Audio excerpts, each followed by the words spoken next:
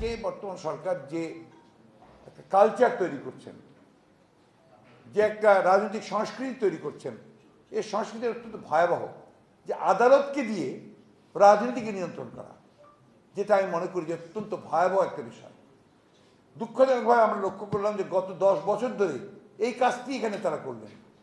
তারা আদালতকে দিয়ে কেয়ারটেকার গভর্নমেন্ট সিস্টেম, যেটা সকলের একটা সারা বাংলাদেশের মানুষের এটা একটা গ্রহণযোগ্য, শুধু না, তাদের একটা আশা আকাঙ্ক্ষার একটা স্থল ছিল যে একটা দিন অন্তত আমরা একটা ভোটটা আমাদের দিতে পারবো।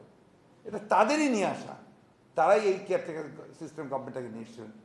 তারাই আবার আদালতকে ব্যবহার করেই তারা সেখান থেকে সরে গেলেন এবং দেশকে, জাতিকে পার্মানেন্ট একটা ইনস্টেবিলিটি, অনিশ্চয়তার দিকে তারা ঠেলে দিলেন, যেটা সেদিনও দেশনেত্রী এবং খালেদা জিয়া বলেছিলেন, আজকে সেটা প্রমাণিত হচ্ছে।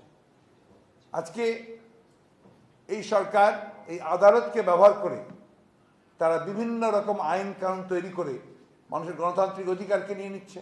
বিগত নির্বাচন আপনারা দেখেছেন যে নির্বাচনের সময় কতজন প্রার্থীকে তারা আপনার বাতিল করে দিয়েছেন, প্রার্থীতা বাতিল করে দিয়েছেন।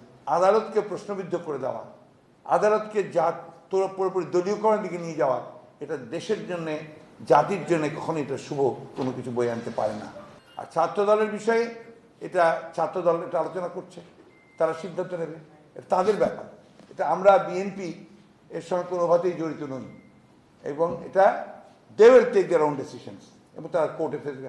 আমাদের বিরুদ্ধে যেমন আমাদেরকে আপনার পক্ষ করা হয়েছে, আমরা আমাদের উত্তরগুলো কোর্টের কাছে যথাসময় দেবো, সেই হিসাবে ব্যবস্থা নেব। ছাত্রদলের সিদ্ধান্ত ছাত্রদলই নেবে।